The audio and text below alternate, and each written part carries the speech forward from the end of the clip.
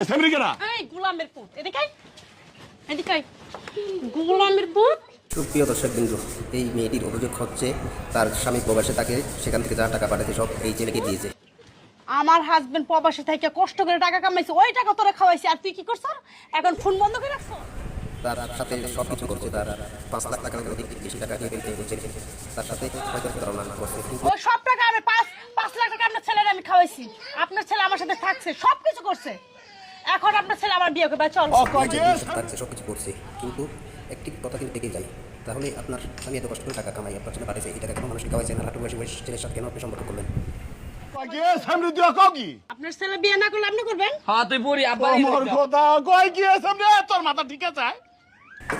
আপনার কথাবার্তা দিয়ে বোঝা যায় উনি আপনার ওনাকে দিবেন বা কেন, ওনার সাথে সম্পর্ক করবেন বা কেন, ওনার হাঁটুর বয়সে একটি ছেলে তার সাথে কিসের সম্পর্ক করবে? এখন মজা নিচ্ছেন আপনি। তুই মোর পোয়ার লাগে ভর্তি নিশ্চয় করছো, মোর লাগে বিয়ে হবো, কাউ কি? আমি তো বিয়ে ছাড়া যাবো না এই বাসা থেকে।